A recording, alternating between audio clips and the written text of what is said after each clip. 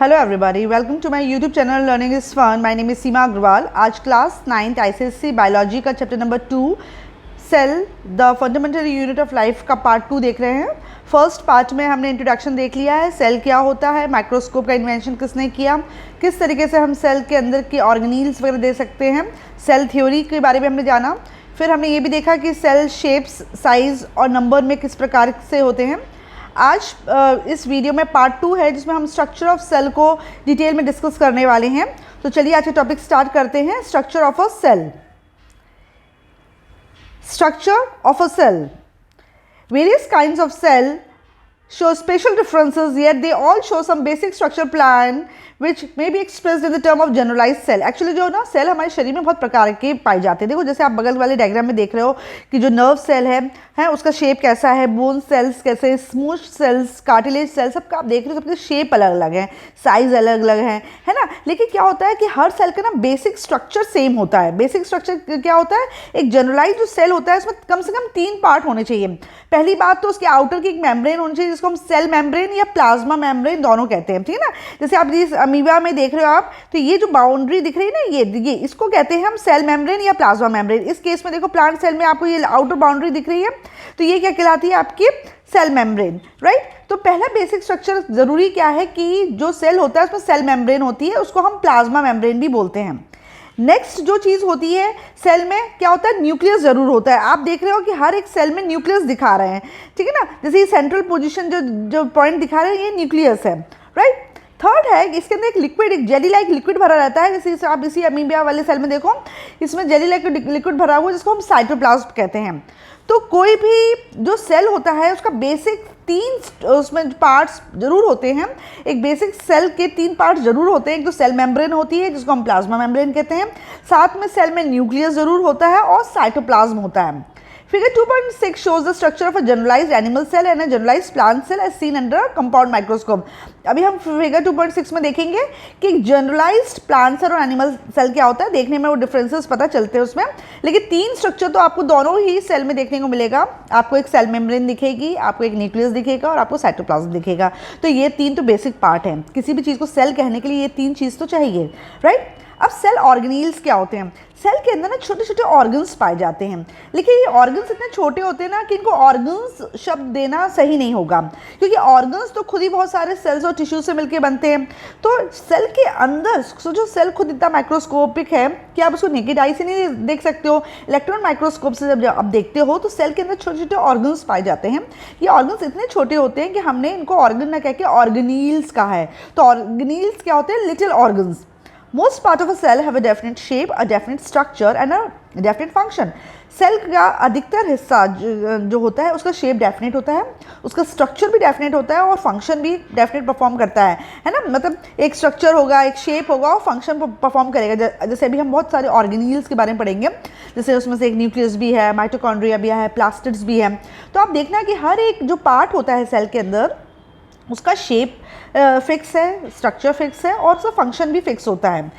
इन parts को हम organelles कहते हैं। सच पार्ट्स आर कॉल्ड ऑर्गेनील्स। तो आप कंफ्यूज मत होना। जैसे छोटी पत्ती को हम लीफलेट कहते हैं, पतली सी बुक को हम बुकलेट कहते हैं, है ना। उसी तरीके से छोटे ऑर्गन्स को हम ऑर्गेनील्स बोलते हैं, क्योंकि सेल खुद में छोटा है और सेल में पाए जाने वाले ऑर्गन्स और भी छोटे हैं, इसलिए वर्ड ऑर्गेनील आया है।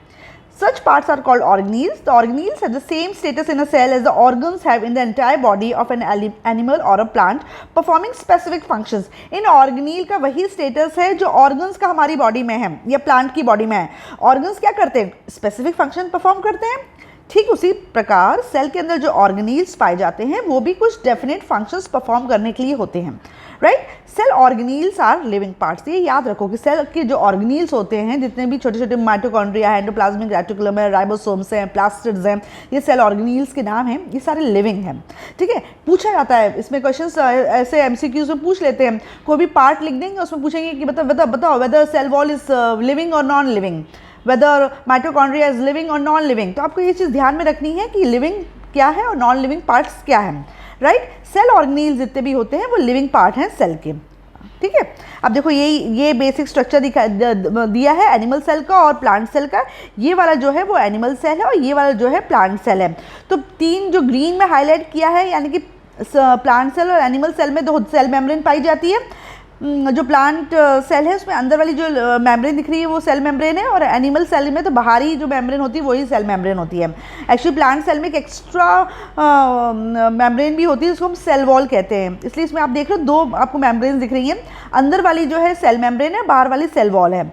दोनों में आप देख रहे हो न्यूक्लियस पाया जाता है, और दोनों में ही हमने देखा है जेली लाइक लिक्विड भरा हुआ है जिसको साइटोप्लाज्म कहते हैं। तो वेदर आपका प्लांट सेल है या एनिमल सेल है, ये तीन बेसिक स्ट्रक्चर देखने को मिलेंगे ही मिलेंगे, सेल मेम्ब्रेन, न्यूक्लियस और साइटोप्लाज्म। इसके अलावा आप प्लांट सेल में देख रहे हो कि सेल वॉल है, जबकि आप एनिमल सेल में देख रहे हो कि सेंट्रोसोम है। फिर आप गोल्गी एपरेटस भी देख रहे हो एनिमल सेल में, है ना। न्यूक्लियस दोनों में प्रेजेंट है, न्यूक्लियस के अंदर न्यूक्लियोलस है और न्यूक्लियोप्लाज्म भरा हुआ है, क्रोमैटिन फाइबर है, वैक्यूल है, क्लोरोप्लास्ट है। तो ये कुछ बेसिक ऑर्गेनील्स या बेसिक पार्ट्स होते हैं जो आपके प्लांट सेल और एनिमल सेल में पाए जाते हैं, है ना। तो एक बेसिक अगर हम जनरलाइज्ड प्लांट सेल और एनिमल सेल का डायग्राम बनाएंगे तो इस तरीके से बनेगा। आप तीनों में सेल मेम्ब्रेन, न्यूक्लियस और साइटोप्लाज्म देखने को मिलेगा, ठीक है। Let us now describe the different parts of the animal and plant cell in detail. तो देखो अब इन्होंने कितने अच्छे से बॉक्स बना दिया है ना, ये सेलिना की बुक है इसमें अच्छे से दिखा दिया है, और भी जो दूसरे ऑथर्स की बुक है उसमें भी बड़े अच्छे से बताया है कि पार्ट्स ऑफ अ सेल क्या होते हैं, इसमें लिविंग पार्ट्स क्या है, नॉन लिविंग पार्ट्स क्या हैं, साइटोप्लाज्म के अंदर कौन कौन से ऑर्गेनील्स पाए जाते हैं। सबसे पहले देखो जो लिविंग पार्ट में आ गया वो सेल मेम्ब्रेन है, राइट। मतलब एनिमल सेल या प्लांट सेल दोनों में जो सेल मेम्ब्रेन पाई जाती है वो लिविंग होती है। लेकिन हम देख रहे हैं कि प्लांट सेल के केस में एक एक्स्ट्रा मेम्ब्रेन भी है जिसको सेल वॉल कहते हैं, जो सिर्फ और सिर्फ प्लांट सेल में पाई जाती है, और सेल वॉल जो होती है वो नॉन लिविंग होती है, राइट। आप देख रहे हो दो लाइन्स दिख रही है ना, दो बाउंड्री दिख रही है। तो ये जो बाहर वाली है वो क्या है, आपकी सेल वॉल है, और सेल वॉल क्या होती है, नॉन लिविंग। जबकि अंदर वाली जो दिखा रहे हैं, अंदर वाली जो मेम्ब्रेन दिखा रहे हैं वो सेल मेम्ब्रेन है और वो होती है लिविंग। तो आपको इस चीज़ का ध्यान रखना है कि सेल मेम्ब्रेन भले ही आपकी प्लांट सेल में या एनिमल सेल में है वो लिविंग है, जबकि प्लांट सेल में जो सेल वॉल पाई जाती है वो नॉन लिविंग पार्ट है। अब साइटोप्लाज्म के अंदर लिविंग पार्ट्स कौन कौन से पाए जाते हैं, endoplasmic reticulum, mitochondria, Golgi apparatus, ribosomes, lysosomes, centrosomes, जो कि सेंट्रोसोम्स सिर्फ और सिर्फ एनिमल सेल में पाया जाता है। कुछ ऑर्गेनील ऐसे होते हैं जो सिर्फ या तो एनिमल सेल में पाए जाते हैं या प्लांट सेल में पाए जाते हैं। तो आपसे ऐसे भी क्वेश्चन पूछा जाता है कि name an organelle which is found only in animal cell, तो आप लिख सकते हो सेंट्रोसोम। फिर ये ऐसे पूछा जा सकता है name an organelle which is found only in plant cell, तब आप लिख सकते हो प्लास्टिड्स, राइट। तो ये जो endoplasmic reticulum, mitochondria, Golgi apparatus, ribosomes, lysosomes, centrosomes और प्लास्टिड्स हैं, ये साइटोप्लाज्म में पाए जाते हैं और ये सेल के लिविंग पार्ट्स हैं। जबकि साइटोप्लाज्म में पाए जाने वाले नॉन लिविंग पार्ट्स कौन से हो गए, ग्रैन्यूल्स, वैक्यूल्स और फैट ड्रॉपलेट्स, ठीक है। अभी हम और अच्छे डिटेल में डायग्राम देखेंगे तो हम इसको समझाएंगे।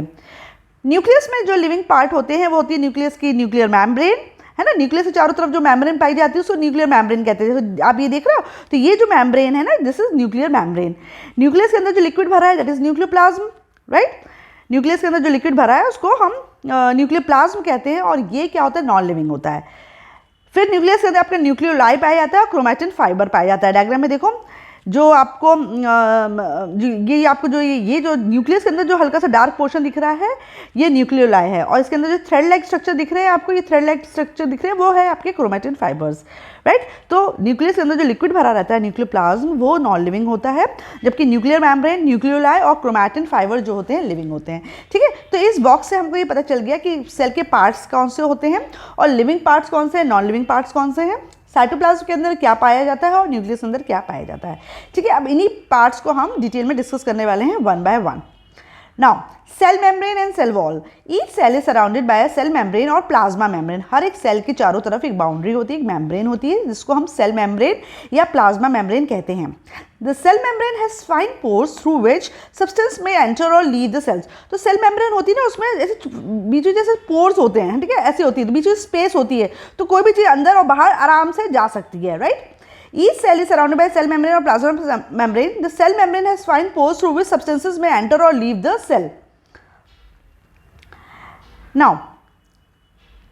The permeability of the cell membrane is selective, लेकिन हर सब्सटेंस नहीं अंदर बाहर जा सकता है। जो परमेबिलिटी होती है सेल मेम्ब्रेन की सिलेक्टिव होती है, यानी कि वो कुछ सब्सटेंस को तो अंदर आने और आने देता है और बाहर जाने देता है, लेकिन हर सब्सटेंस को नहीं। तो जो सेल मेम्ब्रेन होती है वो सिलेक्टिव परमेबल होती है। उसके जो उसके पीछे जो पोर्स होते हैं उसका साइज ऐसा होता है कि सर्टेन मटेरियल को अलाउ करती है अंदर बाहर होना, बाकी सब्सटेंसेस को नहीं अलाउ करती है, राइट। तो ये याद रखना, जो सेल मेम्ब्रेन है वो सिलेक्टिव परमेबल है, जबकि जो सेल वॉल होती है वो फ्रीली परमेबल होती है। फ्रीली परमेबल का मतलब होता है कोई भी चीज़ आसानी से अंदर और बाहर हो सकती है उस मेम्ब्रेन के, राइट। लेकिन सेल मेम्ब्रेन जो होती है वो सिलेक्टिव परमेबल होती है, यानी कि कुछ सिलेक्टेड चीज़ें ही वो अंदर बाहर करने देती है, बाकी चीज़ें नहीं करने देती है। जबकि सेल वॉल फ्रीली परमेबल होती है, मतलब कोई भी चीज़ सेल वॉल से अंदर बाहर हो सकती है, ठीक है। तो सेल मेम्ब्रेन आपकी सिलेक्टिव परमेबल है और सेल वॉल क्या है आपकी freely permeable. The permeability of the cell membrane is selective, that is, it allows only certain substances to pass through while it prevents other. Plant cells have a cell wall surrounding the cell membrane. In figure 2.6, the cell wall is made of cellulose और non living substance. देखो आप plant cell के case में आप देखो cell membrane के बाहर आपको एक जो ये दिख रही है जो मेम्ब्रेन, ये है आपकी सेल वॉल। ये जो सेल वॉल होती है वो सेल्यूलोज से मिलकर बनी होती है। ये वर्ड याद रखना, पूछते हैं कि सेल वॉल किससे बनती है। सेल वॉल सेल्यूलोज से मिलकर बनती है और सेल वॉल प्लांट सेल में ही पाई जाती है। और जो ये है जो सेल्यूलोज एक नॉन लिविंग सब्सटेंस है, इसकी वजह से जो सेल वॉल होती है वो नॉन लिविंग होती है, right. The cell wall gives shape and a certain degree of rigidity to the cell without interfering with the functions of the cell membrane. Actually क्या होता है, प्लांट सेल में जो सेल वॉल पाई जाती है वो उसको एक और अच्छा शेप देती है और एक फर्मनेस, एक रिजिडिटी देती है, मतलब उसको अच्छा, उसको शेप को वेल डिफाइंड रखती है, राइट। रिजिड बनाती है सेल वॉल, एक एक्स्ट्रा सपोर्ट है। तो अगर आपने अपने बुक्स पे जो कवर है उसके ऊपर अगर आप ब्राउन कवर चढ़ा लेते हो या एक और आप पॉलिथीन का कवर चढ़ा लेते हो, उससे क्या हो जाता है आपकी जो बुक है उसमें एक स्टिफनेस आ जाती है, रिजिड हो जाती है। तो ठीक है, उसी तरीके से प्लांट सेल में सेल मेम्ब्रेन के बाहर एक और सेल वॉल होती है जो उसको एक शेप और रिजिडिटी प्रोवाइड करती है, लेकिन सेल मेम्ब्रेन के फंक्शन से वो बिल्कुल इंटरफेयर नहीं करती है, वो सिर्फ उसको लिए सपोर्ट की तरह वर्क करेगी। सेल मेम्ब्रेन के फंक्शन में वो उसका कोई इंटरफेरेंस नहीं रहता है, किसका, सेल वॉल का। The cell wall gives shape and certain degree of rigidity to the cell without interfering with the functions of the cell membrane. The cell wall is freely permeable, allowing the substance in solution to enter and leave the cell without hindrance. जैसे अभी मैंने आपको बताया कि जो cell membrane होती है वो सिलेक्टिव परमेबल होती है, लेकिन जो सेल वॉल होती है वो फ्रीली परमेबल होती है और सब्सटेंस जो सॉल्यूशन में आते हैं वो आराम से आपके सेल के अंदर और बाहर हो सकते हैं विदाउट एनी हिंड्रेंस। मतलब वो सेल वॉल और सेल मेम्ब्रेन के बीच आराम से जो स्पेस होती है वहाँ पे वो अंदर बाहर हो सकते हैं। अब सेल मेम्ब्रेन को सेल के अंदर वो चीज़ लेनी है या नहीं लेनी है वो सेल मेम्ब्रेन डिसाइड करेगी, बिकॉज सेल मेम्ब्रेन सिलेक्टिव है ना। जैसे दो लेयर है आपकी, ये बाहर वाली सेल वॉल है और ये अंदर वाली सेल मेम्ब्रेन है, फिर यहाँ आपका सेल शुरू हो गया, राइट। अब ये जो फ्रीली परमेबल है, कोई भी आ जाओ कोई भी चले जाओ, तो यहाँ पे आके वो चीज़ें इकट्ठी हो जाएंगी। अब जो अंदर वाली जो सेल मेम्ब्रेन है वो डिसाइड करेगी इनमें से कौन सी चीज़ अंदर आ सकती है और कौन सी नहीं आ सकती है, राइट। तो कहने का मतलब ये है, the plant cell shown in figure 2.6 also shows portion of the cell walls of 6 surrounding cells.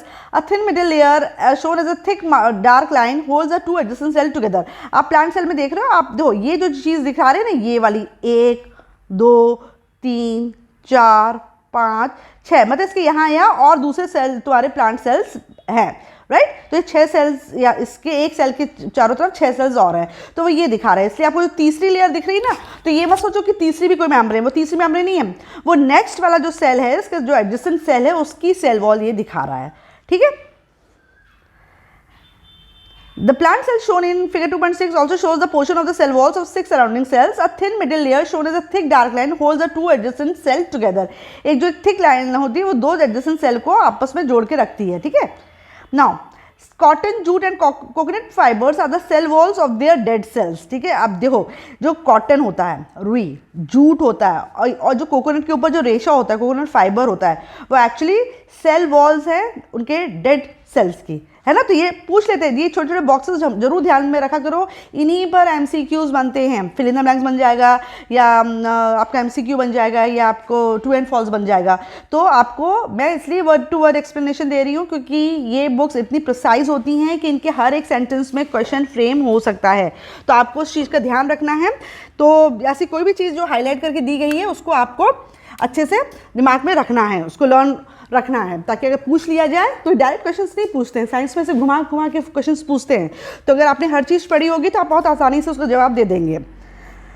Cotton, jute and coconut fibres are the cell walls of their dead cells. Now तो ये तो हमने सेल मेम्ब्रेन और cell wall के बारे में पढ़ लिया। अब इसके अंदर जो लिक्विड भरा हुआ है वो साइटोप्लाज्म, वो क्या होता है? Cytoplasm is a semi liquid substance, jelly like होता है, सेमी लिक्विड होता है। It occupies most part of the cells within the cell membrane. Cell membrane के बाद अधिकांश जो हिस्सा होता है वो इसी साइटोप्लाज्म से ऐसे भरा रहता है, right. Under a compound microscope it appears to be colourless, partly transparent and somewhat watery. अगर आप इसको कंपाउंड माइक्रोस्कोप में देखोगे तो आपको एक कलरलेस दिखेगा, यानी कि इसके अंदर कोई कलर नहीं होता है, पार्टली ट्रांसपेरेंट दिखेगा और आपको पानी जैसा लगेगा, right. Many chemical reactions takes place in the cytoplasm. अब ये वाला क्वेश्चन पूछ लेते हैं कि केमिकल रिएक्शन सेल में किसके अंदर होती हैं? साइटोप्लाज्म के अंदर सारी केमिकल रिएक्शंस होती हैं। Many chemical reactions takes place in the cytoplasm of the cell. Living cytoplasm is always in a state of some movement. जो साइटोप्लाज्म लिविंग होता है वो हमेशा ना यूं करके यूं मूव करता रहता है। जैसे आप लोगों ने ब्राउनियन मूवमेंट पढ़ा है ना, ब्राउनियन मूवमेंट आप क्या कहते हैं? Dust particle continuously random motion में जिग घूमते रहते हैं। ठीक उसी तरीके से साइटोप्लाज्म भी कंटिन्यूसली मूव करता रहता है, लिविंग साइटोप्लाज्म जो होता है। और जब मूव करता रहता है तभी तो चीज़ें यहाँ से वहाँ ट्रांसपोर्ट करता रहता है और केमिकल रिएक्शंस होती रहती हैं। तो जितनी भी केमिकल रिएक्शन सेल्स के अंदर होती हैं वो कहाँ होती हैं? वो सेल के साइटोप्लाज्म के अंदर रहती हैं। इस पे क्वेश्चन बन जाता है। The following are the cell organelles embedded in the cytoplasm. अब साइटोप्लाज्म के अंदर ये सारी सेल ऑर्गेनील्स पाई जाती हैं। अब एक एक करके लोग ऑर्गेनील्स को समझा रहे हैं। सबसे पहले है एंडोप्लाज्मिक रेटिकुलम, जिसको हम शॉर्ट में ER भी बोलते हैं, राइट। ये ER है ना, याद रखना, ER is nothing but endoplasmic reticulum. The endoplasmic reticulum is so fine in structure that its existence is revealed only through electron microscope। इतना महीन स्ट्रक्चर होता है ये कि सिर्फ जब इलेक्ट्रॉन माइक्रोस्कोप इन्वेंट हुआ ना उसके बाद ही हम एंडोप्लाज्मिक रेटिकुलम देख पाए। जैसे हमारी बॉडी में स्केलेटन होता है ना, जो एक फ्रेमवर्क प्रोवाइड करता है, जिससे हमारा जो ऑर्गन्स है वो अपनी प्रॉपर पोजीशन पे रहते हैं और हमारी बॉडी को प्रॉपर शेप मिलता है। ठीक उसी वही काम है एंडोप्लाज्मिक रेटिकुलम का। एंडोप्लाज्मिक रेटिकुलम एक इरेगुलर नेटवर्क है डबल मेम्ब्रेन्स का, जो कि पूरे साइटोप्लाज्म में फैली रहती है जाल की तरह और एक फ्रेमवर्क प्रोवाइड करती है, और जिससे क्या होता है, सेल का शेप होता है। लेकिन ये इतना फाइन होती है कि इसको सिर्फ और सिर्फ इलेक्ट्रॉन माइक्रोस्कोप से ही आप देख सकते हो। फिर से देखो, the endoplasmic reticulum ER is so fine in structure that its existence is revealed only through an electron microscope. Figure 2.7, it is an irregular network of double membranes distributed over the entire cytoplasm in a cell। एक तरीके से endoplasmic reticulum पूरे cell को cover करे रहती है। At its outer end, endoplasmic reticulum is connected with the cell membrane। बाहर की तरफ एंडोप्लाज्मिक रेटिकुलम सेल मेम्ब्रेन से कनेक्टेड रहती है। इस पॉइंट को याद रखना, जो बाहर वाली जो मेम्ब्रेन होती है, कोई डबल मेम्ब्रेन स्ट्रक्चर है ना, एंडोप्लाज्मिक जो है एक इरेगुलर नेटवर्क है डबल मेम्ब्रेन का, डबल मेम्ब्रेन पाई जाती है। तो उसकी जो बाहर वाली जो मेम्ब्रेन है वो किससे कनेक्टेड रहती है? सेल मेम्ब्रेन से कनेक्टेड रहती है। ठीक है, देखो डायग्राम में आपको दिख रहा है, ये जो है ना, ये जो चीज़ दिख रही है आपको, this is endoplasmic reticulum, right. इसमें ये थोड़ा सा दिखा रहे हैं रफ एंडोप्लाज्मिक रेटिकुलम, ठीक है, ये स्मूथ एंडोप्लाज्मिक रेटिकुलम, क्योंकि प्लांट सेल के केस में ना ये जो वैक्यूल होता है ना, इसका साइज बहुत बड़ा रहता है, तो ऑलमोस्ट पूरी स्पेस वैक्यूल घेरा रहता है। लेकिन एनिमल सेल में आपको एंडोप्लाज्मिक रेटिकुलम देखने को मिलता है अच्छे से। और भी अच्छे एडवांस डायग्राम आप देखोगे ना तो बहुत अच्छे से एंडोप्लाज्मिक रेटिकुलम दिखाते हैं। ये मुझे थोड़ा बेसिक डायग्राम दिख रहा है, लेकिन इस डायग्राम को जरा ढंग से देख लो। इसमें सारे पार्ट्स दिखा रहे हैं। इसमें माइटोकॉन्ड्रिया दिखा रहा है, देखो ये माइटोकॉन्ड्रिया है, इसके अंदर जो लिक्विड भरा है वो साइटोप्लाज्म है। न्यूक्लियस जो है, ये वाला जो हिस्सा है वो nuclear pore, nucleolus, nuclear membrane, chromatin fibre से मिलकर बना है। ये बाहर वाली जो लेयर है सेल मेम्ब्रेन है, इसके अंदर लाइसोसोम्स पाया जाता है। एंडोप्लाज्मिक रेटिकुलम के ऊपर अगर राइबोसोम्स चिपके रहते हैं तो उसको रफ एंडोप्लाज्मिक रेटिकुलम कहते हैं। देखो ये रफ देखने में ऐसे खुरदरा सा दिख रहा है ना, इसलिए रफ एंडोप्लाज्मिक रेटिकुलम कह रहे हैं। अगर एंडोप्लाज्मिक रेटिकुलम के ऊपर राइबोसोम्स नहीं चिपके होते तो चिकना लगता है, इसलिए इसको स्मूथ एंडोप्लाज्मिक रेटिकुलम कहते हैं। इसके अलावा हमको एनिमल सेल में और भी पार्ट्स दिख रहे हैं, जैसे सेंट्रियोल्स। सेंट्रियोल ना एक ऐसा होता है आपका, इस तरीके से ऐसे करके ऐसे है ना, ये परपेंडिकुलर रहता है एक्चुअली। और गोल्गाई बॉडीज़ भी होते हैं, गोल्गाई बॉडीज़ ये दिखा रहे हैं ये लोग, ये जो है ये दिस इज गोल्गाई बॉडी, राइट, ये गोल्गाई बॉडी। तो आपने देखा, ये इसलिए डायग्राम मैंने दिखाया ताकि आपको एक बार ऑर्गेनील समझ में आए कैसे हैं। तो ये तो एनिमल सेल के थे। प्लांट सेल में आप देख लो, बाहर की तरफ सेल वॉल दिख रही है, राइट। फिर उसके अंदर वाली जो लाइन दिख रही है वो सेल मेम्ब्रेन है। जो एंडोप्लाज्मिक रेटिकुलम में राइबोसोम चिपके हुए हैं वो देखने में रफ है, इसलिए उसको रफ एंडोप्लाज्मिक रेटिकुलम कह रहे हैं। जहाँ पर राइबोसोम्स नहीं चिपके हुए हैं वो स्मूथ लग रही है, इसलिए उसको स्मूथ एंडोप्लाज्मिक रेटिकुलम कह रहे हैं। प्लांट सेल में वैक्यूल काफ़ी बड़ा है, ठीक है, एकदम प्रोमिनेंट है। माइटोकॉन्ड्रिया भी पाए जाते हैं, देखो छोटे छोटे रेड कलर से माइटोकॉन्ड्रिया दिखा रहे हैं, इसके अंदर जो लिक्विड भरा है उसको साइटोप्लाज्म कहते हैं। फिर इसके पास भी न्यूक्लियस होता है, क्योंकि भैया न्यूक्लियस, सेल मेम्ब्रेन और साइटोप्लाज्म तो बेसिक हैं, वो प्लांट सेल, एनिमल सेल दोनों में पाए जाते हैं। फिर गोल्गाई बॉडीज आप देख रहे हो, ये गोल्गाई बॉडी है, और क्लोरोप्लास्ट प्रेजेंट रहते हैं, क्योंकि आपको पता है जो प्लांट होते हैं वो ग्रीन कलर के होते हैं, क्योंकि उसमें क्लोरोप्लास्ट होता है और क्लोरोप्लास्ट के अंदर प्लास्टिड होता है जो कि इसको ग्रीन कलर देता है, राइट। ठीक है, नाउ तो ये तो हमने डायग्राम में देख लिया। अब एंडोप्लाज्मिक रेटिकुलम का जो मैं आपको बता रही थी, फिर से देखते हैं। At its outer endoplasmic reticulum is connected with the cell membrane. बाहर की जो मेम्ब्रेन होती है एंडोप्लाज्मिक रेटिकुलम की, वो सेल मेम्ब्रेन से कनेक्टेड रहती है। देखो जैसे इस वाले डायग्राम में आपको दिख रहा है कि जो मेम्ब्रेन है वो यहाँ तुम्हारे एंडोप्लाज्मिक रेटिकुलम की बाहर की जो मेम्ब्रेन है वो सेल मेम्ब्रेन से कनेक्टेड है। Next, at its inner and it is connected with the nuclear membrane, और अंदर वाली जो मेम्ब्रेन होती है वो न्यूक्लियर मेम्ब्रेन से कनेक्टेड है ना, साफ साफ दिख ही तो रहा है कि जो अंदर वाली मेम्ब्रेन है वो न्यूक्लियर मेम्ब्रेन से कनेक्टेड है, और बाहर वाली जो मेम्ब्रेन है वो आपकी सेल मेम्ब्रेन से कनेक्टेड है। It appears rough when the particles like ribosomes are attached to it and it appears smooth without them. अगर इसके ऊपर एंडोप्लाज्मिक रेटिकुलम के ऊपर अगर राइबोसोम्स चिपके हुए हैं तो ये रफ दिखेगी, राइट। उसको हम रफ एंडोप्लाज्मिक रेटिकुलम कहते हैं, और अगर राइबोसोम्स नहीं चिपके हुए तो स्मूथ दिखेगी, तो उसको हम स्मूथ एंडोप्लाज्मिक रेटिकुलम कहते हैं।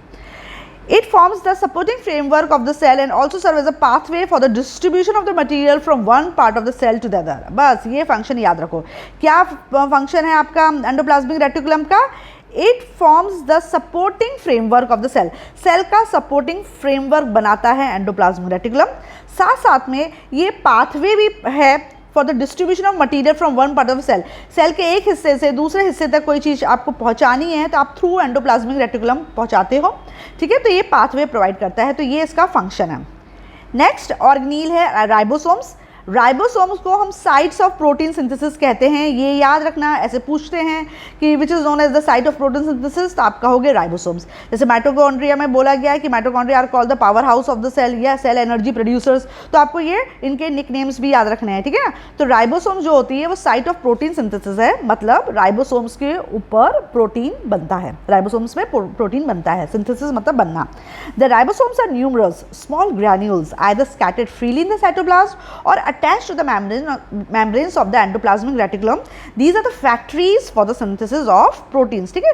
जो राइबोसोम्स होते हैं ना, ऐसे छोटे छोटे ऐसे ग्रैन्यूल्स होते हैं, तो या तो ये एंडोप्लाज्मिक रेटिकुलम के ऊपर चिपके हुए हैं और एंडोप्लाज्मिक रेटिकुलम आपकी क्या कहला रही है, रफ, या फिर ये साइटोप्लाज्म में बिखरे हुए हैं और इनका काम है प्रोटीन को बनाना, इसलिए factories for the synthesis of proteins कहते हैं। तो पूछा जाता है कि which organelle is known as the factories for the synthesis of proteins, तो आप बोलोगे राइबोसोम्स। नेक्स्ट है mitochondria. Mitochondria the cell's energy producers. Cell की जो एनर्जी प्रोड्यूस होती है वो कहाँ से होती है, वो माइटोकॉन्ड्रिया से होती है, इसलिए माइटोकॉन्ड्रिया को हम power house of the cell भी बोलते हैं। द माइटोकॉन्ड्रिया, सिंगुलर में इसको माइटोकॉन्ड्रियन, अगर एक ही माइटोकॉन्ड्रिया है तो उसको माइटोकॉन्ड्रियन बोलते हैं। ये स्फेरिकल रॉड शेप या थ्रेड शेप होते हैं, इसका शेप या तो स्फेरिकल होगा या रॉड के शेप में होगा या थ्रेड लाइक होगा, ठीक है। अधिकतर हम तो उसमें हम इसको रॉड शेप बनाते हैं। These are minute double-walled bags with inner walls produced into a finger-like process projecting inwards called cristae. Actually इसका अगर आप बड़ा डायग्राम देखोगे, इसमें सेलिना की बुक में डायग्राम बहुत अच्छे से नहीं बनाया। जो तुम्हारा माइटोकॉन्ड्रिया होता है ये डबल मेम्ब्रेन होती है, तो बाहर की मेम्ब्रेन तो ऐसी होती है, अंदर की जो मेम्ब्रेन होती है वो इस तरीके से क्रिस्टे बनाती है, ठीक है, इस तरीके से क्रिस्टे बनाती है, ठीक है, ये माइटोकॉन्ड्रिया। तो ये माइटोकॉन्ड्रिया इस तरीके डबल लाइक है। These are minute double walled bags with the inner walls produce into finger like process projected inwards called cristae. तो ये जो अंदर का दिख रहा है ना, इसी को क्रिस्टे बोलते हैं। Mitochondria are the sites where cell respiration occurs to release energy. Mitochondria, ये वाली लाइन इंपॉर्टेंट है, माइटोकॉन्ड्रिया वो जगह है जहाँ पर सेल रेस्पिरेशन होता है और एनर्जी रिलीज होती है। Mitochondria are the sites where cell respiration occurs to release energy. This energy is stored in the form of energy-rich compound ATP, adenosine triphosphate, and is used in various metabolic functions of the cell. तो cell के mitochondria में आपका जो होता है energy release होती है through cellular respiration. फिर जो एनर्जी है वो ATP में स्टोर हो जाती है। ATP का फुल फॉर्म है एडेनोसिन ट्राइफॉस्फेट, और फिर इसी एनर्जी की मदद से जितने भी मेटाबॉलिक प्रोसेस होने चाहिए, मतलब वो सारी एक्टिविटीज़ उसमें एनर्जी का यूटिलाइजेशन होता है, उसमें ये एनर्जी खर्च हो जाती है। Some people call the mitochondria as a power house of the cell, इसलिए हम माइटोकॉन्ड्रिया को power house of the cell कहते हैं, क्योंकि पावर कहाँ से मिलती है, माइटोकॉन्ड्रिया से, क्योंकि माइटोकॉन्ड्रिया के अंदर एनर्जी की करेंसी है यानी कि ATP है। तो जब भी एनर्जी चाहिए तो ATP ADP में कन्वर्ट हो जाता है। जो ATP होता है जब एनर्जी चाहिए तो ये क्या करता है, ADP में कन्वर्ट हो जाता है और एनर्जी रिलीज कर देता है, राइट। तो माइटोकॉन्ड्रिया को हम क्या कहते हैं, power house of the cell. Next organelle है Golgi apparatus, the delivery system of the cell. Cell का डिलीवरी सिस्टम कौन है, Golgi apparatus. The Golgi apparatus occurs in the form of granules, filaments और rods which are supposed to be originated from endoplasmic reticulum। जो Golgi apparatus होते हैं वो तुम्हारे granules के रूप में भी होते हैं। आप डायग्राम में देख रहे थे, ऐसे ऐसे करके आपको स्टैक्स में कुछ चीज़ें दिख रही थी, राइट। ये तुम्हारा गोल्गी एपरेटस है। देखो डायग्राम में फिर से देखो, गोल्गी एपरेटस कहाँ दिख रहा है, ये वाला जो स्ट्रक्चर दिख रहा है ना, ये गोल्गी एपरेटस है, राइट। तो ये जो गोल्गी एपरेटस होता है वो ग्रैन्यूल्स भी हो सकते हैं और आपके फिलामेंट्स या रॉड शेप भी होते हैं, और कहा जाता है कि एंडोप्लाज्मिक रेटिकुलम से ही बनते हैं। These are very small vesicles of different shape, अलग अलग शेप के होते हैं और बड़े पतले पतले वेसिकल्स हैं, and are generally located near the nucleus, nucleus के आसपास पाए जाते हैं। The Golgi complex consist of many small groups of hollow tubeless structures with membranous walls and is associated with some minute vesicles and vacuoles. जो Golgi complex होते हैं वो पतले पतले हॉलो ट्यूबलेस स्ट्रक्चर्स होते हैं, ठीक है, ऐसे पतले पतले ऐसे ट्यूब्स जैसे स्ट्रक्चर होते हैं और ये न्यूक्लियस के आसपास पाए जाते हैं। और इसके अंदर वेसिकल्स और वैक्यूल्स भी पाए जाते हैं। It is concern with the secretion of the cells including enzymes, hormones etcetera. Golgi जो बॉडी होती है वो क्या सीक्रेट करती है, क्या बनाती है, एंजाइम्स, हार्मोन्स, ये सब चीज़ें सीक्रेट करती है। इसलिए हम गोल्गी बॉडीज़ को क्या कहते हैं, the delivery system of the cell. याद रखना, गोल्गी बॉडी को हम delivery system of the cell कहते हैं, क्योंकि जो गोल्गी बॉडीज़ होती हैं वो रिस्पॉन्सिबल होती हैं for secretions of the cell. Cell कुछ भी चीज़ सीक्रेट कर रहा है, भले ही वो एंजाइम्स हो या हार्मोन्स हो, तो वो कहाँ बनते हैं, एक्चुअली में गोल्गी बॉडीज़ बनते हैं। हम कह सकते हैं जो गोल्गी बॉडीज़ हैं वो एंडोप्लाज्मिक रेटिकुलम से ऑरिजिनेट होते हैं। नेक्स्ट है ऑर्गेनील है lysosomes. Lysosome the intracellular digestive centres. Cell के जो अंदर जो चीज़ें वॉर्न आउट हो गई हैं, डेड हो गई हैं, या कचरा जो इकट्ठा हो गया है, जो वेस्ट चीज़ें इकट्ठी हो गई जिसकी ज़रूरत नहीं है सेल को, वो डाइजेस्ट कौन कर लेता है, लाइसोसोम्स। इसलिए लाइसोसोम्स को हम सुसाइड बैग भी बोलते हैं। Lysosomes are small vesicles of different shapes containing some digestive enzymes. Actually जो लाइसोसोम्स होते हैं छोटे छोटे वेसिकल्स होते हैं अलग अलग शेप के, और इसके अंदर डाइजेस्टिव एंजाइम्स होता है। ये डाइजेस्टिव एंजाइम्स उसको मदद करता है अंदर जितनी भी फॉरेन पार्टिकल्स वगैरह इकट्ठे हो गए या जो चीज़ें यूज़फुल नहीं है वो चीज़ें इकट्ठी हो गई, उनको डाइजेस्ट कर लेना। वो इन डाइजेस्टिव एंजाइम्स की मदद से उनको डिस्ट्रॉय कर लेता है और डाइजेस्ट कर लेता है। Lysosomes are small vesicles of different shapes containing some digestive enzymes. Their enzymes destroy and digest foreign substances around them. ठीक है ना, तो इनके एंजाइम्स क्या करते हैं, जो भी फॉरेन सब्सटेंसेज इनके आसपास होते हैं उनको डिस्ट्रॉय और डाइजेस्ट कर लेता है। They digest the stored food during starvation of the cell. जब सेल के पास खाने की कमी होती है तो ये इसके अंदर जो स्टोर्ड फूड होता है, सेल के पास जो स्टोर्ड फूड होता है वो उसको डाइजेस्ट कर लेता है। Many damaged cells are rapidly destroyed or dissolve bye their own lysosomes. बहुत दो सेल की एक लाइफ साइकिल होती है, सेल बॉर्न होता है, फिर वो ग्रो करता है, फिर मैच्योर होता है, फिर वो डाई होता है। तो जब सेल आपका लास्ट स्टेज में पहुंच जाता है तो यही लाइसोसोम्स क्या करता है, इस सेल को डिजॉल्व कर लेता है और इसको डिस्ट्रॉय कर देता है। इसलिए हम मतलब क्योंकि लाइसोसोम अपने ही सेल को खा गया ना, इसलिए इसको हम सुसाइड बैग कहते हैं, क्योंकि भैया उसको क्लियर भी तो, सफाई भी तो मेंटेन करनी है। तो many damage cells are rapidly destroyed और dissolve by the own lysosome. तो बहुत सारे जो डैमेज और डिस्ट्रॉयड सेल होते हैं उन्हीं के लाइसोसोम उनको डिजॉल्व कर देते हैं, इसलिए लाइसोसोम को हम सुसाइड बैग कहते हैं। तो अभी आपने देख लिया, राइबोसोम्स को हम प्रोटीन फैक्ट्रीज कहते हैं, माइटोकॉन्ड्रिया को हम पावर हाउस कहते हैं, हम जो गोल्गी एपरेटस को delivery system of the cell कहते हैं, और सेंट्रोसोम को लाइसोसोम को हम सुसाइड बैग्स कहते हैं, राइट। सेंट्रोसोम्स और सेंट्रियोल्स क्या होते हैं? Centrosome is found only in animal cell. याद रखो, सिर्फ और सिर्फ एनिमल सेल में ही आपको सेंट्रोसोम देखने को मिलता है। इसके दो हिस्से होते हैं जो आपस में परपेंडिकुलर रहते हैं, right. It is a clear area of cytoplasm close to the nucleus from which spindle fibers develop during cell division both in mitosis and meiosis. ये याद रखो, जो सेंट्रोसोम होता है वो एनिमल सेल में ही पाया जाता है और ये न्यूक्लियस के पास रहता है, और इन्हीं सेंट्रोसोम से स्पिंडल फाइबर होते हैं। जब सेल डिवीजन होता है ना माइटोसिस और मियोसिस में, जो ऐसे स्पिंडल फाइबर जो बनते हैं वो आपके इसी सेंट्रोसोम से बनते हैं, राइट। माइटोसिस और मियोसिस अभी हम सेल डिवीजन में पढ़ाएंगे ना, दो प्रकार के डिवीजन होते हैं, एक माइटोसिस होता है, एक मियोसिस होता है। उसमें जब स्पिंडल फाइबर्स बनने होते हैं ना तो सेंट्रोसोम से ही बनते हैं। तो ये इसका फंक्शन है, to develop spindle fibres during cell division both in mitosis and meiosis. ठीक है, अगर फंक्शन पूछे तो आपको ऐसे लिख देना है। The centrosome contains two centrioles which are short bundles of microfilaments arranged in right angles to each other, that is why they always appear in the shape ऐसा। ठीक है ना, इस शेप में हमेशा दिखते हैं। तो दो पार्ट होते हैं सेंट्रोसोम्स के, दो सेंट्रियोल्स होते हैं एक्चुअली सेंट्रोसोम में, जो कि आपस आपस में परपेंडिकुलरली अटैच हो गए हैं। There are no centrosomes and centrioles in the plant cell. याद रखने वाली चीज़ है, प्लांट सेल्स में सेंट्रोसोम या सेंट्रियोल्स नहीं पाए जाते हैं। प्लास्टिड्स जो होते हैं they are found only in plant sales.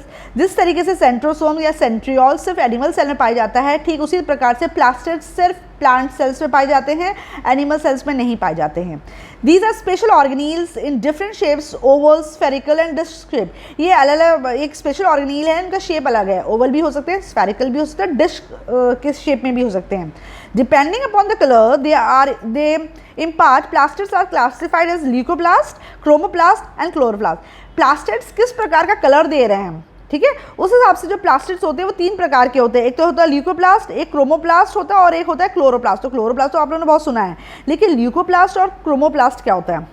जब प्लास्टिड्स वाइट या कलरलेस होते हैं, ल्यूकोप्लास्ट मतलब ल्यूको मतलब होता है white, or colourless plastids, they have no pigment, they show starch, cells of potato have lots of leucoplast in them.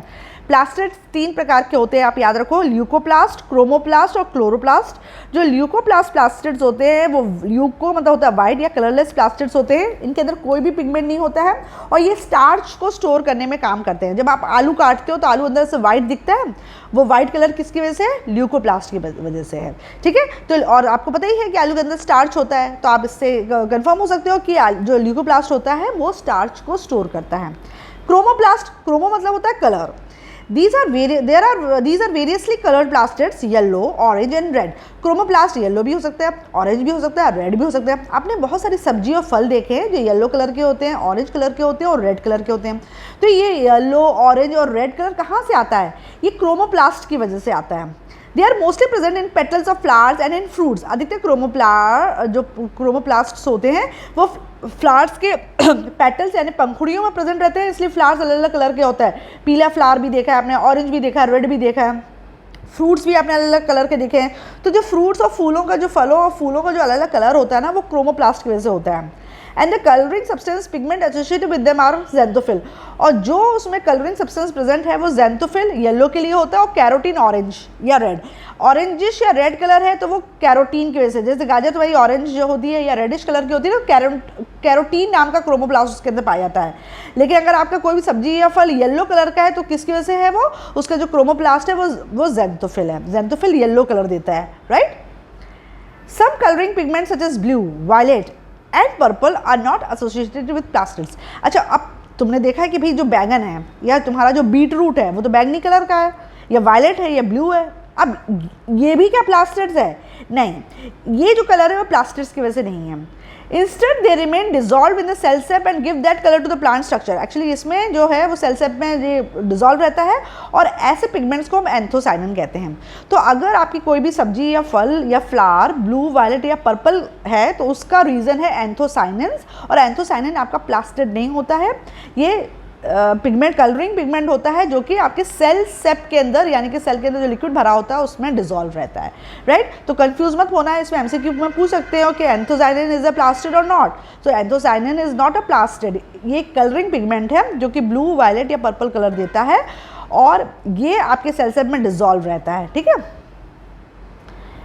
Some coloring pigments such as blue, violet and purple are not associated with plastids. Instead, they remain dissolved in the cell sap and give that color to the plant structure. Such pigments are called anthocyanins.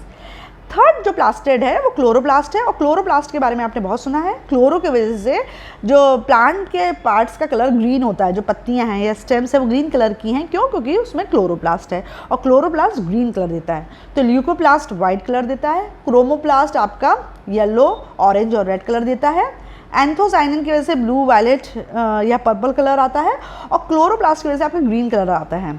These are green colored plastids. They have green colored pigment called chlorophyll. Actually chloroplast green colour क्यों देता है? क्योंकि इसके पास एक green colour का pigment है जिसको हम क्लोरोफिल कहते हैं। Chloroplast are abundant in parts expose to lights, example leaves.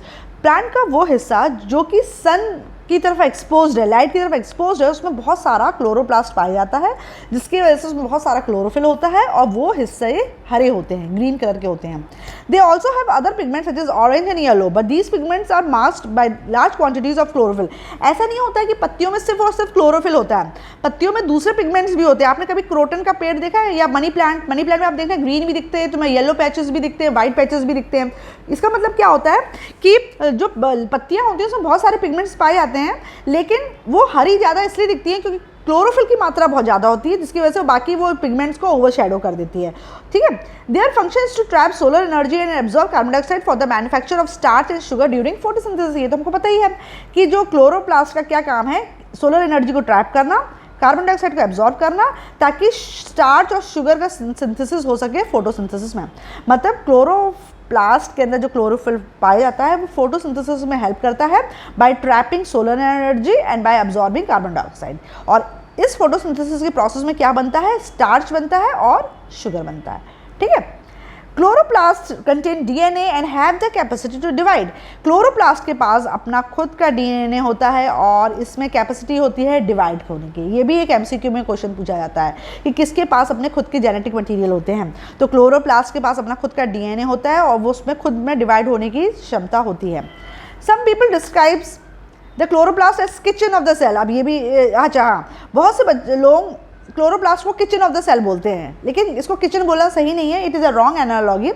In kitchen we cook the food to make it suitable for eating and do not produce it, whereas the chloroplast produce the food. Actually इसको kitchen बोलना गलत है, क्योंकि kitchen में तो हम बने बनाए खाने का रूप बदलते हैं अपने टेस्ट के हिसाब से, है ना। कच्चा खाना उसको पका के हम अपने टेस्ट के हिसाब से मॉडिफाई करते हैं, लेकिन क्लोरोप्लास्ट क्या करता है, वो तो फूड को मैन्युफैक्चर कर रहा है, वो तो प्रोड्यूस कर रहा है। यानी कि हम रॉ मटेरियल्स में क्या है, कार्बन डाइऑक्साइड है, सनलाइट है, वाटर है, वो इससे बना रहा है। किचन में हम सनलाइट, कार्बन डाइऑक्साइड और वाटर की मदद से खाना नहीं बना सकते हैं, तो इसलिए क्लोरोप्लास्ट को किचन बोलना गलत होगा।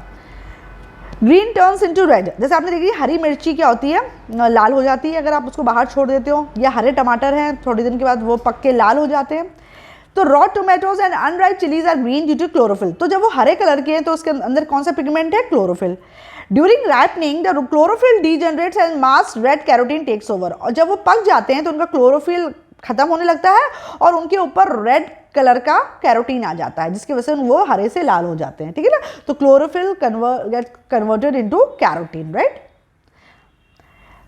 तो ये अभी तक हमने जितने भी 7 वो पढ़े वो हमारे लिविंग पार्ट्स थे, भले वो प्लांट सेल्स के हों या एनिमल सेल्स के हों। अब हम नॉन लिविंग सब्सटेंस यानी कि सेल इंक्लूजन्स के बारे में देखते हैं। ग्रैन्यूल्स क्या होता है, there are many small particles in the cytoplasm. These particles are believed to contain food materials such as starch, glycogen and fats. जो आपके जो साइटोप्लाज्म होते हैं उसमें छोटे छोटे पार्टिकल्स प्रेजेंट रहते हैं और ये या तो इसमें फूड मटेरियल होता है जैसे स्टार्च, ग्लाइकोजन और फैट्स, इसको हम ग्रैन्यूल्स कहते हैं। छोटे छोटे ऐसे आपको पार्टिकल्स मिलेंगे जिसके अंदर खाना स्टोर रहता है ना, स्टार्च, ग्लाइकोजन और फैट के रूप में। वैक्यूल्स क्या होते हैं, these are certain clear spaces in the cytoplasm, they are filled with water and various substances in solution.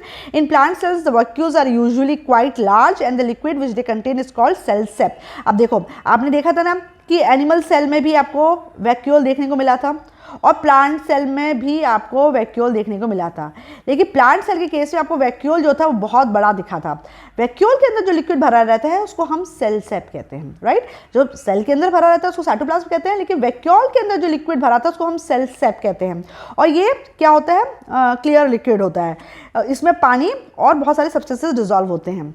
Animal cell does not have such large vacuole. Animal cell के पास इतना बड़ा वैक्यूल नहीं होता है, जबकि प्लांट सेल के पास बड़ा वैक्यूल होता है। Animals prominent vacuoles and vacuoles are fewer in numbers. तो एनिमल सेल की अगर बात करोगे तो एनिमल सेल के पास छोटे छोटे वैक्यूल्स होते हैं और कम नंबर में होते हैं, जबकि प्लांट सेल के पास ज़्यादा वैक्यूल्स होते हैं और बड़े साइज के होते हैं। न्यूक्लियस अब बहुत इंपॉर्टेंट पार्ट है। अब हमने सेल मेम्ब्रेन पढ़ लिया, हमने साइटोप्लाज्म पढ़ लिया, साइटोप्लाज्म के अंदर के सारे ऑर्गेनील्स पढ़ लिए।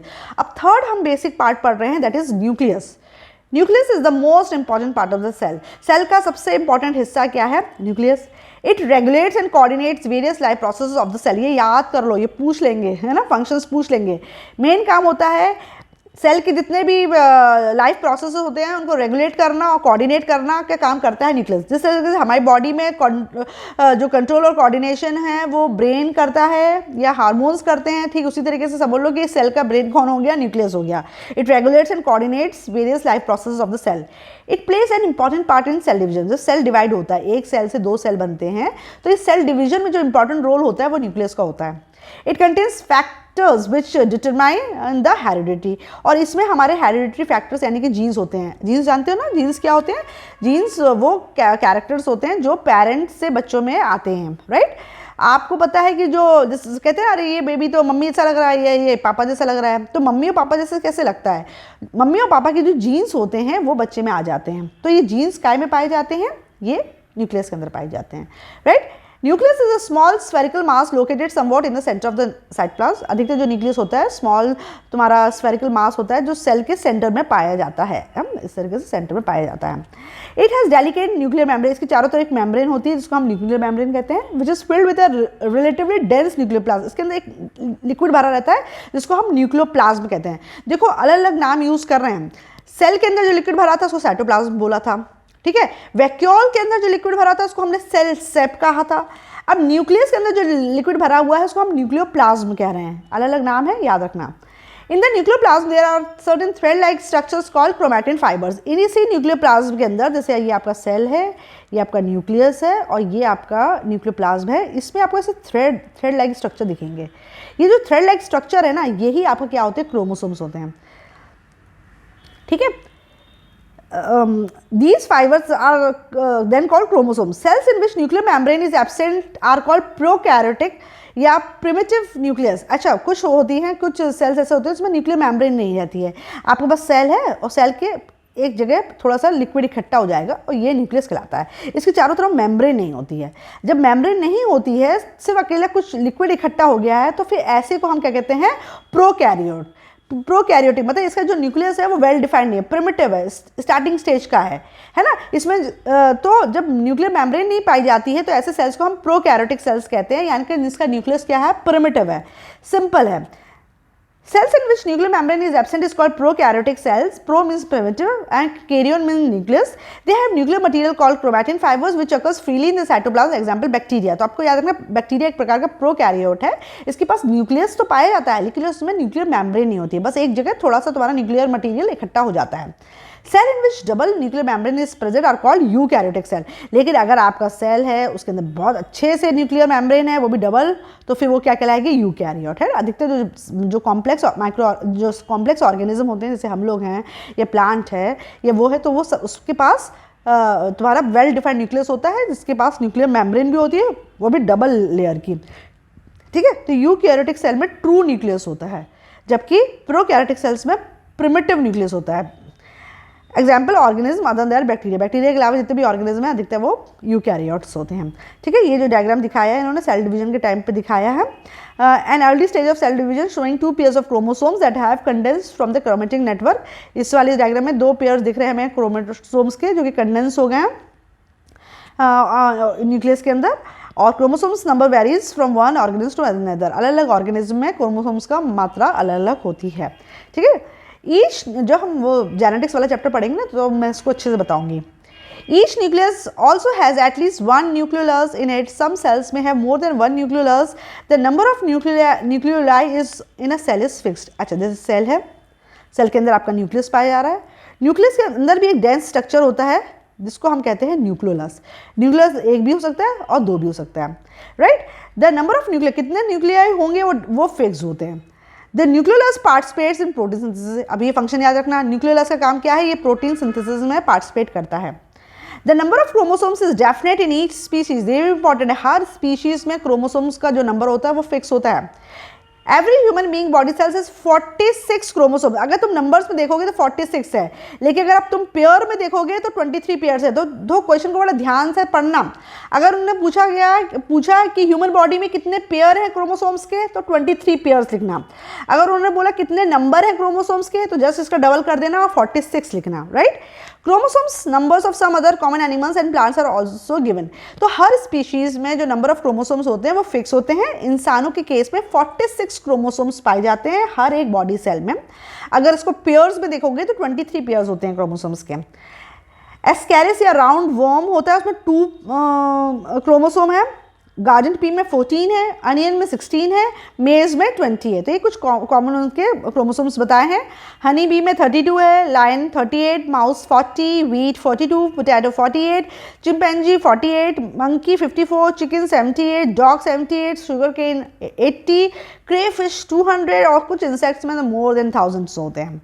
The chromosomes carry the genetic characters from the parents to the offspring through the union of the egg of the female and the sperm of the male। ये फंक्शन हो गया क्रोमोसोम का। क्रोमोसोम क्या करता है, genetic characters को transfer करता है पेरेंट से ऑफस्प्रिंग, ऑफस्प्रिंग यानी बच्चे में। जब आपका फीमेल का एग मेल के स्पर्म से यूनाइट होता है तब जो जेनेटिक कैरेक्टर्स होते हैं पास होते हैं। तो जब egg of the female united with the sperm of the male तब क्या बनता है, तब जाइगोट बनता है। ठीक है, इस दौरान जब तुम्हारे हेरिडिटरी कैरेक्टर्स होते हैं वो माता पिता के दोनों आते हैं जाइगोट में, तो किससे पास ऑन हुए कि कौन ले गया, जिसके पास क्रोमोसोम्स ले गए, right. Chromosomes are made up of chromatin which is composed of hereditary units called genes। Chromosomes chromatin से बनते हैं और क्रोमेटिन के पास हेरिडिटरी यूनिट है जिसको कहते हैं जीन्स। ठीक है, तो क्रोमोसोम्स के पास क्रोमैटिन है, क्रोमैटिन के पास जीन्स हैं और जीन्स में एक्चुअल में हेरिडिटरी कैरेक्टरिस्टिक्स होते हैं। Genes are made of complex chemical substance DNA, जिसको हम डीऑक्सीराइबोन्यूक्लिक एसिड कहते हैं। और ये जो जीन्स होते हैं वो डीएनए से बना होता है। बहुत सुनते हो डीएनए टेस्ट कराएंगे, डीएनए। तो डीएनए क्या होता है, जीन्स जो होता है वो तुम्हारा DNA. Now, the chromosomes are made of chromatin, which is composed of hereditary units called genes. Genes are made of complex chemical substance DNA, that is deoxyribonucleic acid। जो DNA का फुल फॉर्म याद रखना, DNA को हम deoxyribonucleic acid कहते हैं और jeans जो होते हैं वो DNA से बनता है। तो क्रोमोसोम्स क्रोमैटिन फाइबर से बनते हैं, क्रोमैटिन फाइबर्स के अंदर जीन्स होता है और जीन्स किससे बना होता है, DNA से, right. DNA fingerprinting, like the fingerprints, the DNA pattern helps in asserting the identity of a person and hence the term DNA fingerprinted।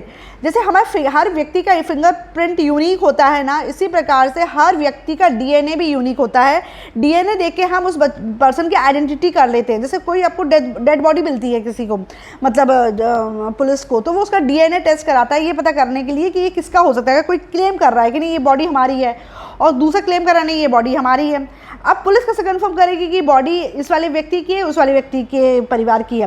तो वो क्या करेंगे, उनके परिवार के मेंबर से इसका जो डेड बॉडी है उसका डीएनए मैच कराते हैं। अगर डीएनए मैच हो जाता है तो वो उस फैमिली की बॉडी होती है, फिर उसको हैंड ओवर कर देते हैं। तो जिस तरीके से हमारे फिंगरप्रिंट्स यूनिक होते हैं ना, एक व्यक्ति का फिंगरप्रिंट दूसरे व्यक्ति के साथ नहीं मिलता है ना, ठीक उसी तरीके से जो डीएनए होता है वो भी आपका फिक्स होता है और वो व्यक्ति का यूनिक होता है, जिससे हमें व्यक्ति की पहचान हो जाती है। इसको हम डीएनए फिंगरप्रिंटिंग कहते हैं। This technique can even testify the parentage of an individual, है ना। तो इंडिविजुअल की पेरेंटेज, माँ बाप का पता भी लगाया जा सकता है डीएनए से। In a women's murder case of Delhi in July 1995, the DNA from her unidentifiable charred dead body was matched with the DNA from the body cells of her parents to confirm that they really were the father and mother of the murdered woman। क्या हुआ कि दिल्ली 1995 जुलाई में एक case हुआ, एक women का murder हो गया और उसकी बॉडी इतनी बुरी तरीके से उसकी लाश जली हुई मिली थी कि वो बॉडी मतलब पहचान में नहीं आ रही थी। तो जब उसके पेरेंट्स क्लेम करने आए कि नहीं ये जो डेड बॉडी है जी हमारी बेटी की है, तो पुलिस ने कैसे कंफर्म किया, उसने उस डेड बॉडी का जो डीएनए था वो उस पेरेंट्स जो बोल रहे थे कि हमारी बच्ची है उनके डीएनए से मैच किया। और चूंकि बच्चों का डीएनए अपने पेरेंट्स से मैच होता है तो इससे पता चल गया कि हाँ ठीक है ये इन्हीं की बेटी है, और फिर उनको बॉडी हैंड ओवर कर दी। तब से ये कॉन्सेप्ट बहुत आता है डीएनए फिंगरप्रिंटिंग का। That was one of the earliest case, जो सबसे शुरुआत में ये केस हुआ था तब से वो डीएनए फिंगरप्रिंटिंग। अब तो हम सभी जानते हैं डीएनए टेस्ट करा लो, डीएनए टेस्ट, तो डीएनए टेस्ट कराने से ये पता चल जाता है कि पेरेंट्स कौन हैं। Now DNA fingerprinting has become very common, है बहुत कॉमन हो गया है। Genes and not the number of chromosomes determine the characteristics of species. अच्छा, जीन्स होते हैं वो डिटरमाइन करते हैं characteristics of species, number of chromosomes determine नहीं करते हैं।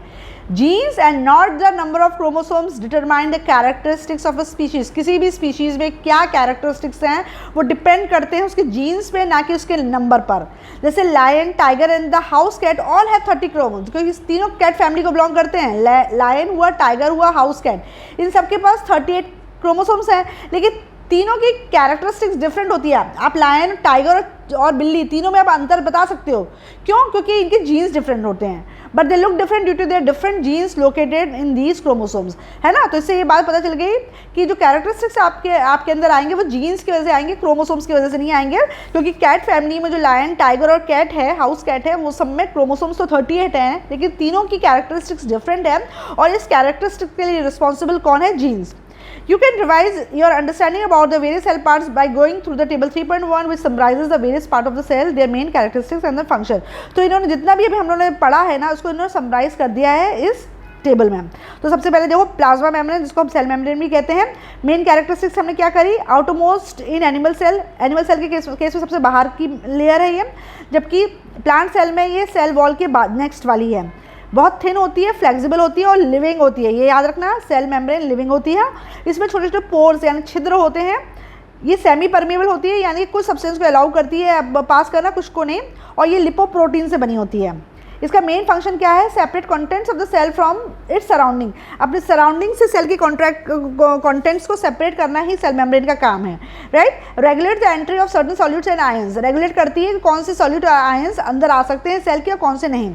Maintain shape of the cell in animal cell, animal cell में ये सेल की शेप को भी मेंटेन करने में थोड़ी मदद करती है, मतलब मदद ही करती है, क्योंकि सेल एनिमल सेल में तो अकेले सेल मेम्ब्रेन ही हुआ ना, तो उसका शेप को कौन मेंटेन करता है? Cell membrane.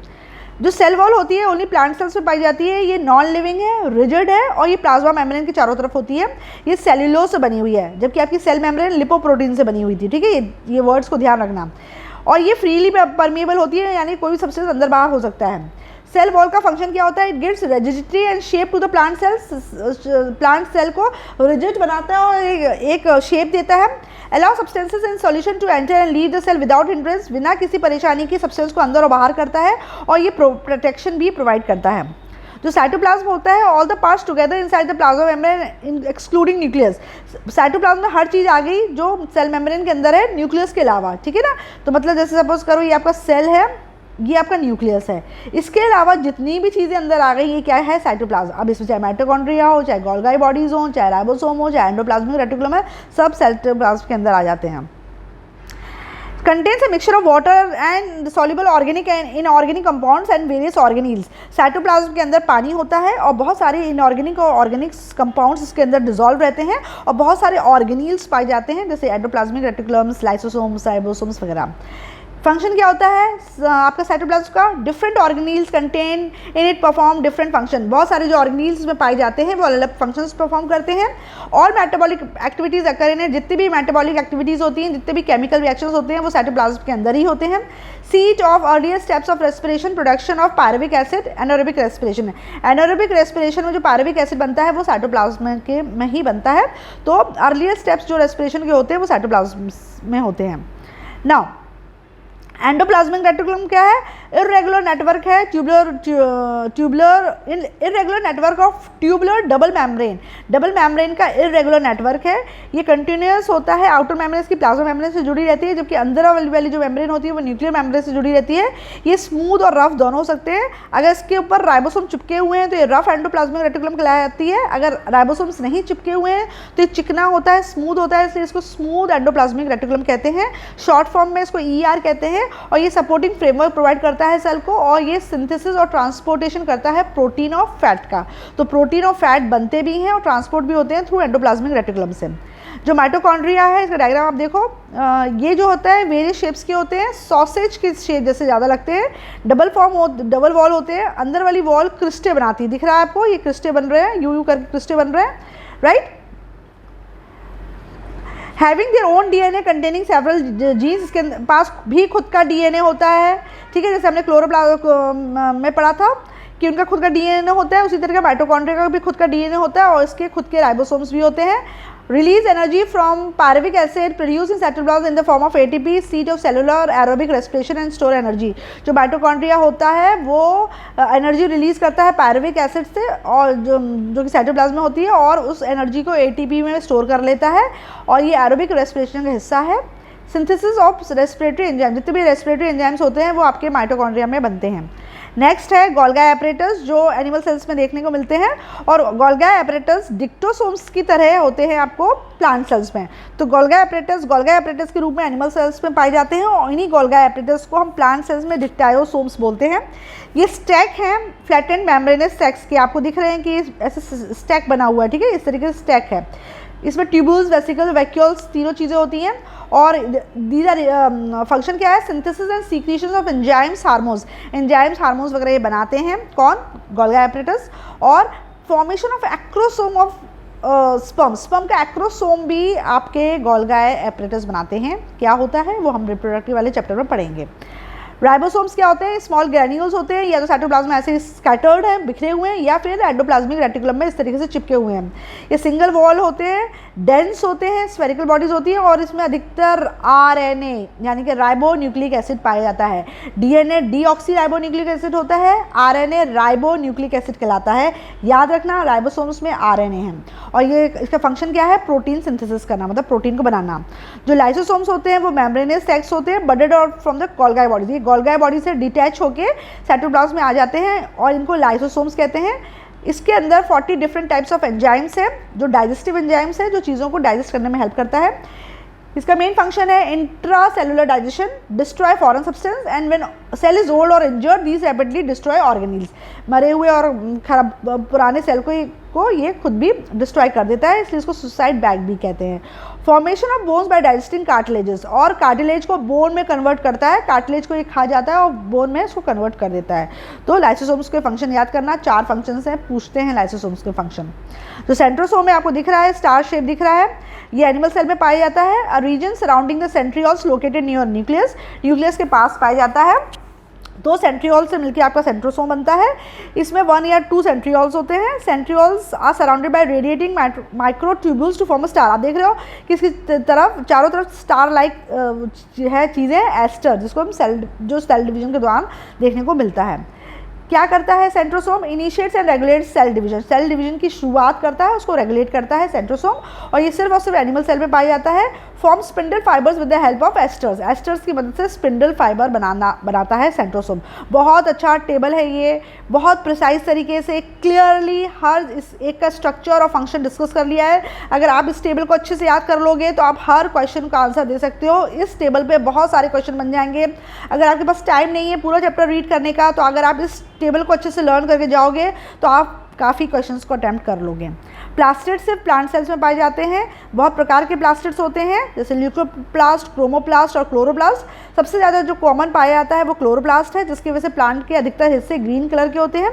ये डबल मेम्ब्रेन होता है, प्रोटीनेशियस, इसका जो मैट्रिक्स अंदर जो लिक्विड होता है वो प्रोटीन का बना होता है। इसके अंदर DNA होता है।